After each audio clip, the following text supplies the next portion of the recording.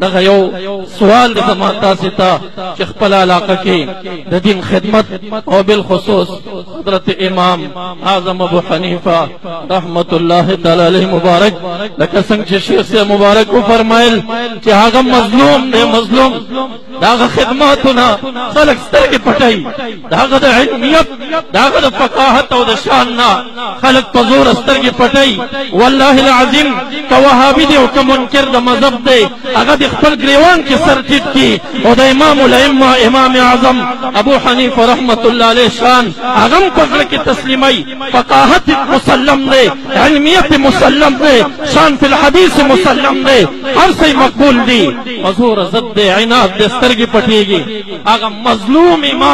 امام ابو حنیفه رحمت الله علیه د مذهب په کلکه دفاع کوي مخالفینو ته په کلکه ودرېږي الحمدلله چې کم دلایل د مذهب د تایید د پاره ما بیان کړی دي هغه مه هېروئ هغه په میدان کې په کار باندې راولئ هغه زما ستاسو نه تمني ده په ټولو حاضرینو نه چې مجلس مې تنګ دی زړه مې کولاو دی